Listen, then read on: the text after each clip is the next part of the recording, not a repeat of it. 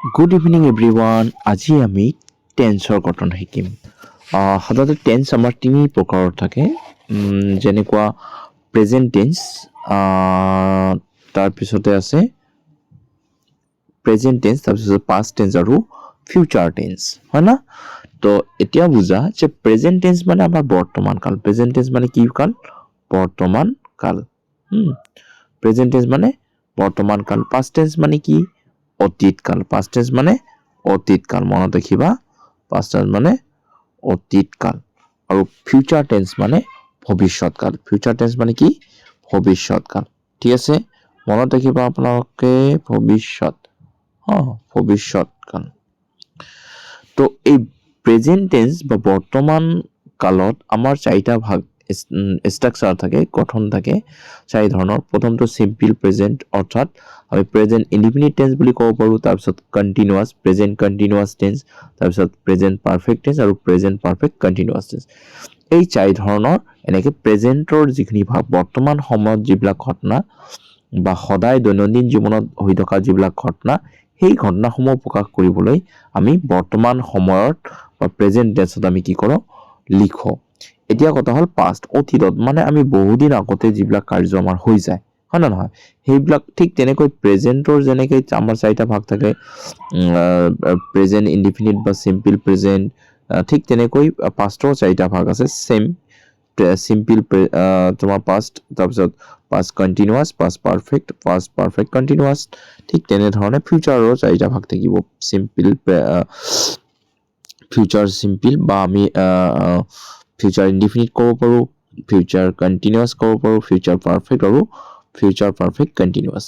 তো এতিয়া কথা হ'ল আমি কেতিয়া কেনেধৰণে এই গঠন ষ্ট্ৰাকচাৰখিনি আমি মনত ৰাখিম। ঠিক আছে, তো এতিয়া আমি এইখিনি কথা জানিবলৈ হ'লে আমি প্ৰথমতে আৰু আগৰ পৰা বুজি লওঁ। মই প্ৰথমতে প্ৰেজেণ্টৰ কথাটো আমি আলোচনা কৰিম।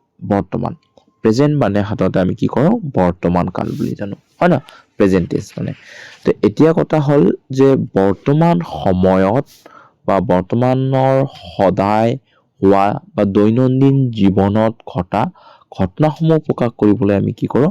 প্ৰেজেণ্ট টেন্সত বা প্ৰেজেণ্ট ইনডিফিনিট টেন্সত লিখোঁ এই গঠনটোত। এতিয়া মই শ্বৰ্টকাটকৈ ইয়াত চমুকৈ মই বুজাবলৈ চেষ্টা কৰিম।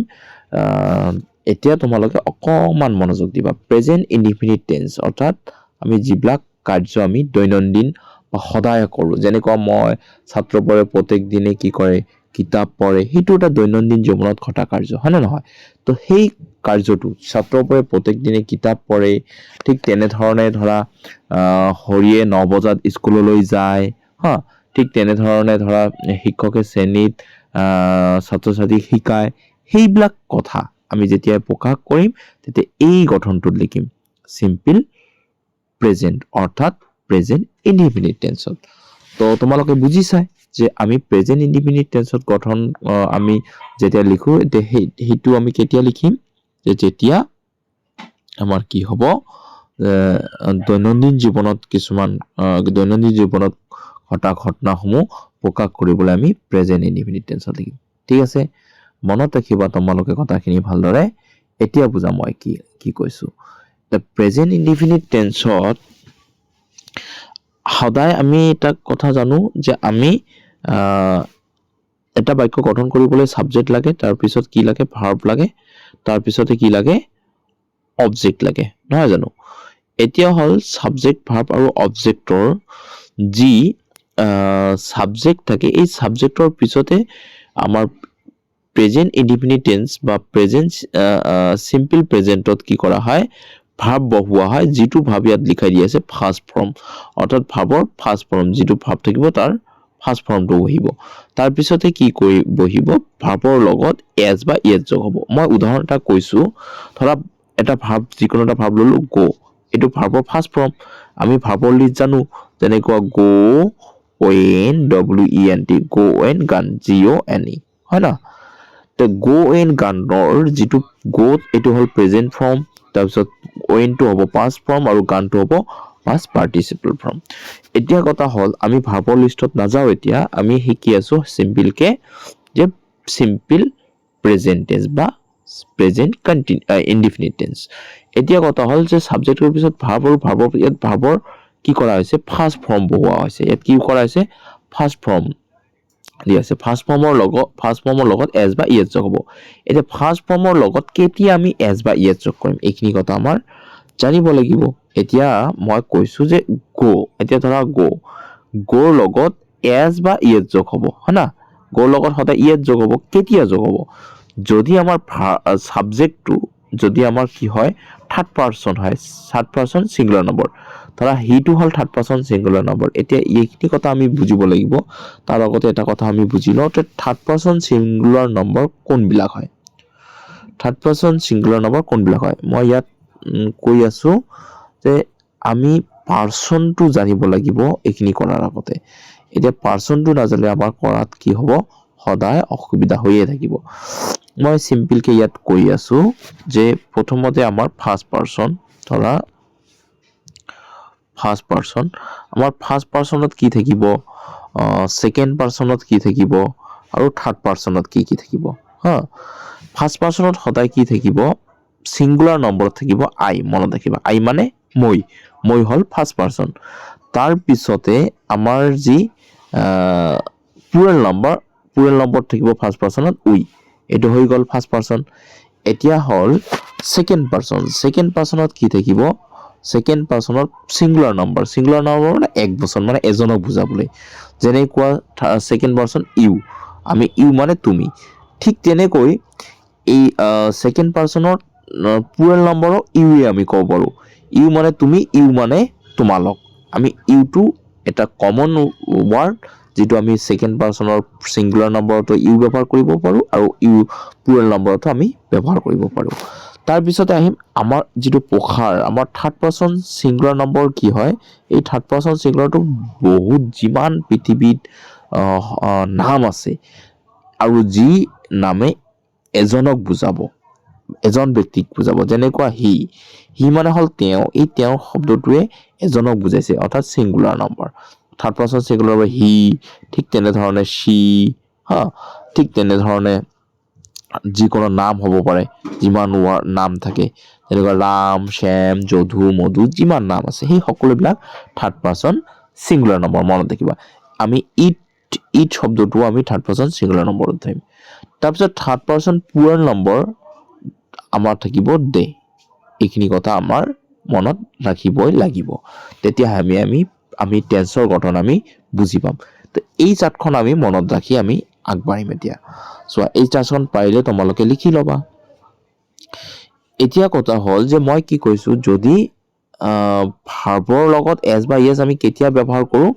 ভাৰ্বৰ লগত এছ বা ইএছ আমি যদি আমাৰ সাবজেক্টটো যেটো থাকিব এইটো যদি থাৰ্ড পাৰসন সিঙ্গুলাৰ নম্বৰ হয় থাৰ্ড পাৰসন সিঙ্গুলাৰ নম্বৰ মানে কি আছিল মই কি কৈছিলো থাৰ্ড পাৰসন সিঙ্গুলাৰ নম্বৰ এইবিলাক না হি she ৰাম শ্যাম যদু মধু যিকোনো হ'ব পাৰে তো থাৰ্ড পাৰসন সিঙ্গুলাৰ নম্বৰ হলেহে ভাৰ্বৰ লগত কি হ'ব এছ বা ইএছ যোগ হ'ব ঠিক আছে এতিয়া ধৰা মই কৈছো এটা সিম্পল প্ৰেজেন্ট টেন্সত ভাৰ্বৰ কি থাকিব সাবজেক্ট প্লাস ভাৰ্ব 1 প্লাস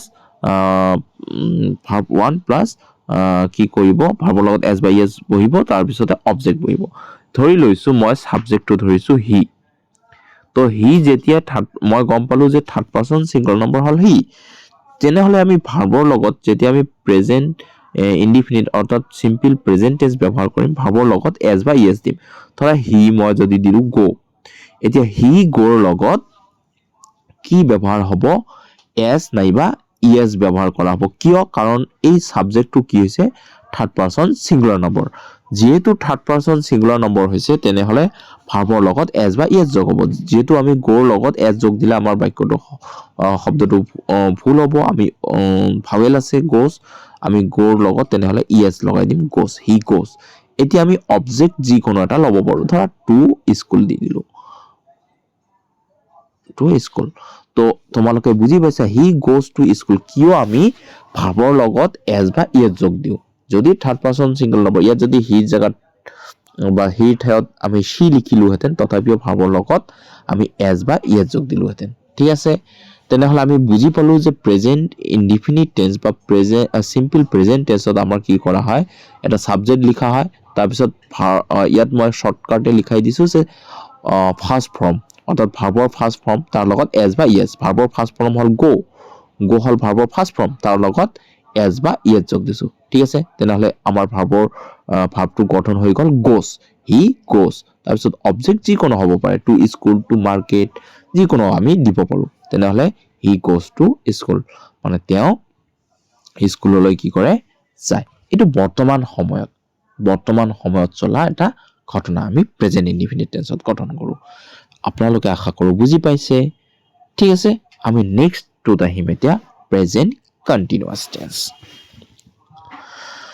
আৰু এটা কথা ইয়াতে কৈ দিওঁ সাধাৰণতে এইখিনিতে তোমালোকে মন কৰিবা যে সাধাৰণতে আই উই আৰু ইউ এই তিনিটা শব্দ ফাৰ্ষ্ট পাৰ্চনৰ যি আই উই এইটোও ফাৰ্ষ্ট পাৰ্চন আই আৰু উই দুটাই ফাৰ্ষ্ট পাৰ্চন এইটো হ'ল সিঙ্গুলাৰ নাম্বাৰ অৰ্থাৎ এজন মই এজন মাত্ৰ আৰু প্লুৰেল নাম্বাৰ হ'ল উই মানে হ'ল আমি বহুতবিলাক তো ফাৰ্ষ্ট পাৰ্চনৰ দুটা শব্দ থাকে আই আৰু উই তো এটা হ'ল সিঙ্গুলাৰ নাম্বাৰ ফাৰ্ষ্ট পাৰ্চনৰ সিঙ্গুলাৰ নাম্বাৰ হ'ল আই আৰু প্লুৰেল মানে বহু বচন অৰ্থাৎ বহুত জনক বুজাব আমি তো আই উই আৰু ইউ অৰ্থাৎ ফাৰ্ষ্ট পাৰ্চন আৰু সেকেন্ড পাৰ্চনৰ বাহিৰে আন যিকোনো সাবজেক্টেই কি হ'ব পাৰে থাৰ্ড পাৰ্চন হ'ব পাৰে এতিয়া সেইবোৰ হয়তো সিঙ্গুলাৰ নম্বৰ হ'ব পাৰে সিঙ্গুলাৰ নম্বৰ হ'ব আৰু নাইবা প্লুৰেলো হ'ব পাৰে সাবজেক্টটো সিঙ্গুলাৰ হ'ব পাৰে নাইবা প্লুৰেল হ'ব পাৰে তো হি সি এতিয়া আমি বুজিম যে হি মানে তেওঁ যদি এজনক বুজাইছে থাৰ্ড পাৰ্চন সিঙ্গুলাৰ নম্বৰ তেতিয়াহ'লে আমি মনত কৰিম যে আমি ভাৰ্বৰ লগত এছ বা ইয়েছ যোগ দিম এতিয়া মই এটা উদাহৰণ দিছোঁ যেতিয়া গোৰ লগত ইয়েছ লগাই দিছোঁ যদি থাকিলেহেঁতেন প্লে ধৰা হি প্লে তো হি যেহেতু থাৰ্ড পাৰ্চন সিঙ্গুলাৰ নম্বৰ তেনেহ'লে প্লেৰ লগত আমি এছ যোগ দিব লাগিব ইয়াত ই আৰু এছ যোগ দিব নালাগে খালি অকল এছ যোগ দিলে হৈ যাব প্লেছ হি প্লেছ ধৰা মই দিছোঁ ফুটবল হি প্লেছ ফুটবল আশা কৰোঁ বুজি পাইছে তেনেধৰণে আমি ভাৰ্বৰ লগত যদি থাৰ্ড পাৰ্চন সিঙ্গুলাৰ নম্বৰ হয় ভাৰ্বৰ লগত আমি এছ বা ইয়েছ যোগ দিম যেনেকুৱা ৰাইট যদি থাকে ৰাইট WRIT ৰাইট মানে লিখা অৰ্থাৎ আমি হি ৰাইটৰ জেগাত আমি লিখিম হি ৰাইটছ এ লেটাৰ ধৰিছোঁ হি ৰাইটছ এ লেটাৰ এতিয়া আৰু এটা কথা এতিয়া মন কৰিম আমি যদি সাবজেক্টটো ফাৰ্ষ্ট পাৰ্চন হয় অৰ্থাৎ আই ধৰা মই লৈছোঁ আই তেতিয়া আইৰ লগত কিন্তু আমাৰ কোনো ভাৰ্বৰ লগত এছ বা ইয়েছ যোগ দিব নালাগে